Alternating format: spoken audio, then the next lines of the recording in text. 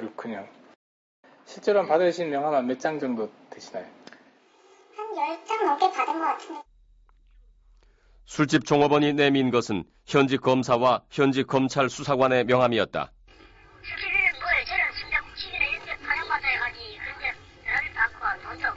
인근에 있는 모텔이라는 곳을 가셨다 이렇게 돼 있거든요.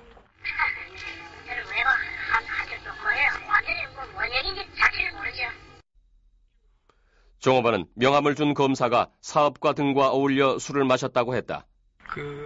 운동에 자주 가시는 편입니까?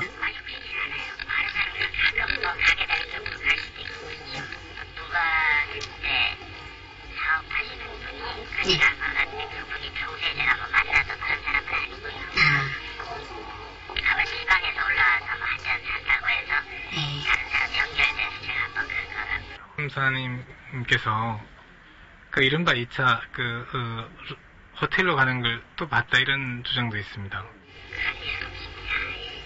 모텔 가신 적 있으시죠? 또 다른 주점의 종업원은 변호사와 의뢰인이 검사를 접대하는 것을 보았다는 충격적인 증언을 했다. 거기 오면은 변호사랑 의뢰인이랑 이렇게 해서 같이 오는 경우가 많죠. 검사분들하고요? 네. 올해는 거의 한 3명에서 4명이 오고요. 의뢰인이 같이 있다는 건 어떻게 아십니까?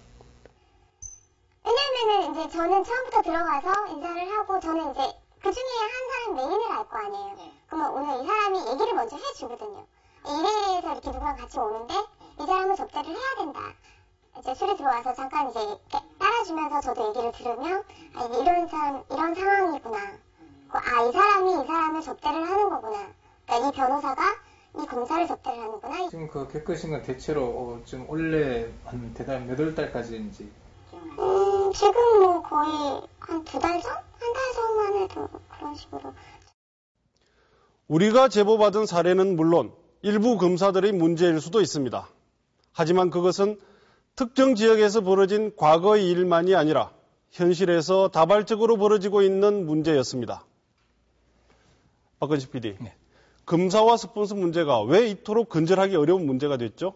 네, 검찰이 기소권을 독점하고 있는 현실에서 스스로 골문 부위를 도려내기 어렵다는 것입니다.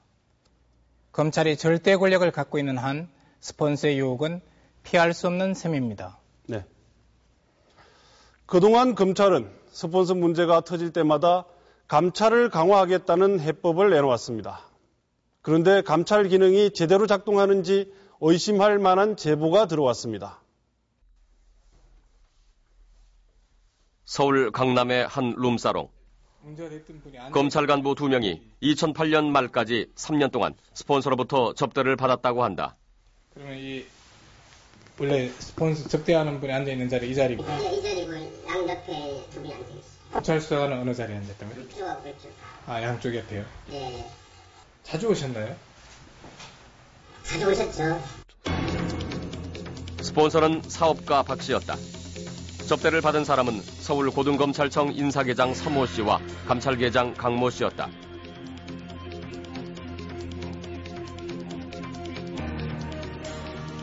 PD수첩이 단독으로 입수한 대검찰청의 감찰 보고서다.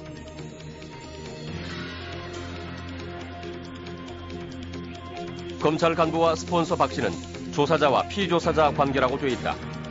인사계장 서 씨는 윤락행위 방지법 위반으로, 감찰계장 강 씨는 사기 등의 혐의로 박 씨를 조사했던 관계였다. 건강식품 관련 사업을 하던 박 씨는 스스로 조직폭력배 출신이라고 과시했다고 한다. 예전에 자기가 생활할 때 김태훈이하고 김태훈 씨하고 같이 학교에 있었고 어렸을 때도 같이 생활했었다. PJ 식구 조기석이라든지 또 양의 식구 양의 식구의 김태영 씨 그런 분들도 오셔가지고 술을 드셨고 앞에서 깍듯이 90도 인사를 했고. 검찰 간부들을 접대한 이유가 무엇일까? 앞에서 뭐던지요? 내 인생을 다 이겼는데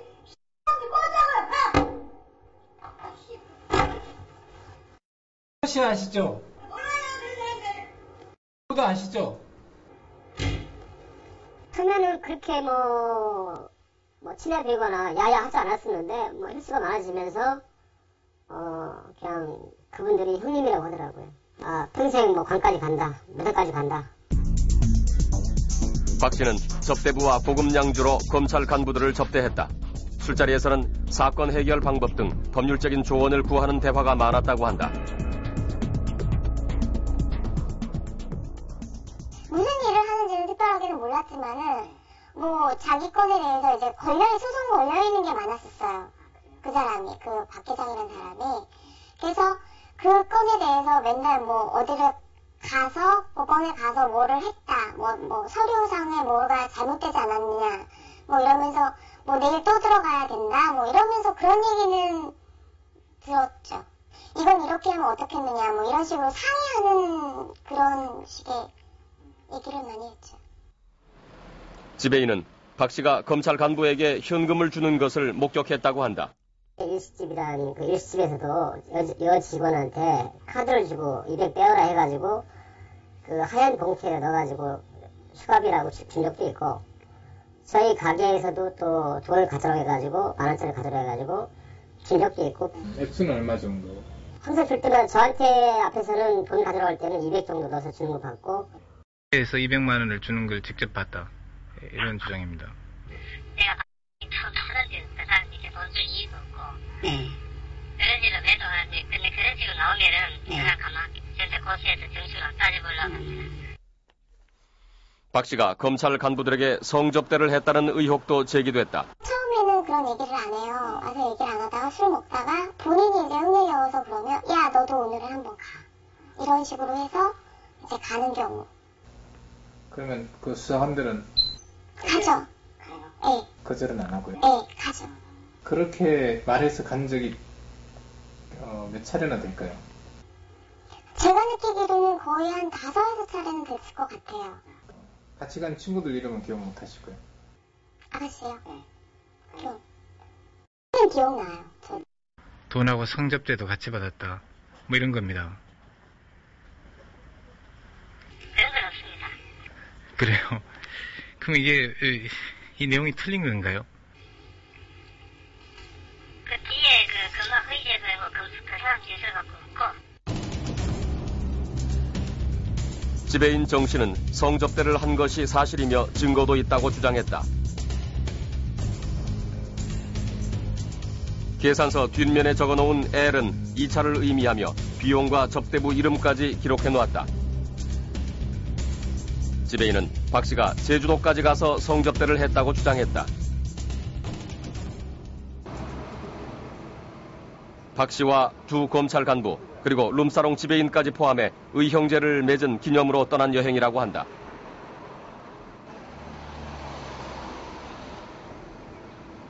지배인에 따르면 이들은 호텔 지하 룸사롱에서 술을 마신 후 객실에서 성매매를 했다고 한다. 박 기자는 분이 지시를 내가지고 다 아가씨와 동심 와서 올라가는 걸 받고 저한테 지시를 내렸고 확인해라 해서 했고, 그 다음날도 또 마찬가지로 인나서 식사하고 롯데호텔 가서 사우나하고 저녁에 같은 장소에 가서 똑같이 술을 먹고 또 똑같은 여자하고 또 올라갔습니다. 그런데 박 씨가 술값을 갚지 않으면서 문제가 생겼다. 이게 술 대신에 이게 4억 4,891만 원입니다. 이게. 대검 감찰 보고서에는 2007년에서 2008년 사이 1년 동안 인사계장이 55번 4,200만 원, 감찰계장이 17번 1,200만 원 상당의 접대를 받았다고 돼 있다. 밀린 술값이 문제가 된 후 박 씨가 지배인 정 씨를 폭행하는 사건이 일어났다. 검찰 간부 2명이 참석한 술자리에서 벌어진 폭행이었다. 지배인은 박 씨를 고소했지만 벌금 100만 원에 약식 기소됐다. 문제는 박 씨의 접대를 받아온 감찰계장이 이 사건 담당 조사관과 접촉해 사건이 빨리 처리됐으면 좋겠다는 등 5차례나 대화를 했다는 것이다. 네, 검찰 조사에서는 약식 기소됐습니다. 100만 원 벌금. 그러면 돈 있다는 사람을 이렇게 접해고 샌드백처럼 피해고 난 후에 100만 원 약식 기소된 게 그 말이 이치가 저는 제가 생각했을 때는 도저히 이해가 안 갑니다. 네, 저 강선생님, 저 MBC 박헌식 PD라고 합니다. 안녕하세요. 네, 저 형식 건 때문에 한두 가지 여쭤보려고 전화드렸습니다. 지배인은 대검 감찰부에 박 씨가 검찰 간부 2명을 접대한 사실을 기록한 진정서를 제출했다. 접대 상황을 목격한 종업원들의 진술서도 포함돼 있었다. 한 여종업원은 박 씨의 강요로 2차를 나간 적이 있었다며 구체적인 질문을 원한다면 직접 가서 진술하겠다고 적었다.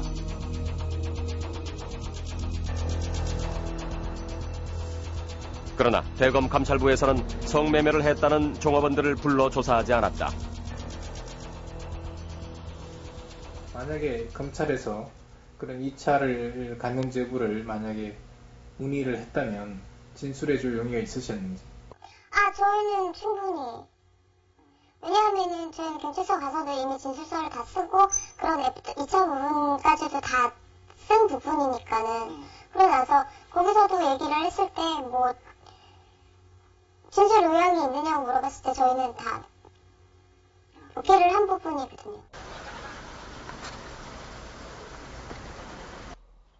검찰 간부들과 접대부를 인근 모텔까지 안내했다는 종업원도 있었다.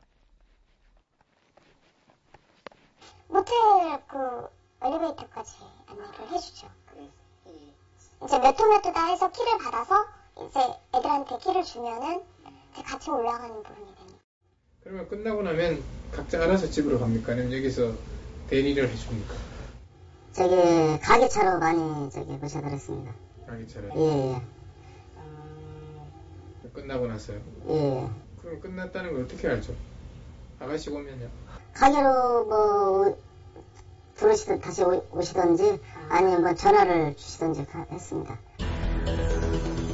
구체적인 진술과 정황 증거가 있었지만 대검 감찰부는 성상납의 경우 증거 없음 결정을 내렸다. 성상납을 했다 그런 부분도 안 나왔더라고요. 그걸 보고 어떤 생각이 드시죠? 좀 기가 막혔습니다. 개인적으로. 왜 사실 있는 그대로 발표를 해야지 왜 사실과 다른 부분을 발표했을까? 제 식구 감싸기 시 그런 부분이 아니었었나. 저는 법을 잘 모르지만은 그런 느낌을 받았습니다. 대검 감찰부는 검찰 간부들이 향응을 받았다는 사실은 인정했다. 하지만 직무 관련성은 인정하지 않았다. 결국 이들을 기소하지 않았고 해임하는 선에서 사건을 마무리했다. 검사님, 저 MBC 박헌식 PD라고 합니다.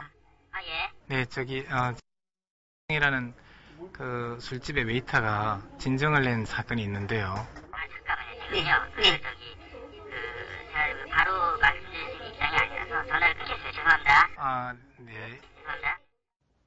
네, 박헌식 PD. 결국 스폰서 문제 등 검찰의 비리 수사를 검찰에게 맡겨서는 어렵다, 이런 이야기군요. 네, 그렇습니다. 그래서 고위공직자 비리수사처 등 검찰의 비리나 잘못을 수사할 수 있는 견제기구가 필요하다는 여론이 높습니다. 네. 최성우 PD. 네. 검찰 일각에서는 검사만 스폰서 접대를 받는 것이 아닌데 왜 검사만 이렇게 호된 질책을 받아야 하느냐 하는 불만도 있는 것 같습니다. 어떻습니까? 예, 이 검찰은 범죄로부터 국민을 보호하고 우리 사회에 정의를 실현해야 할 조직입니다. 검찰이 스폰서 향응에 오염되는 순간 우리 사회의 정의가 무너지는 것입니다.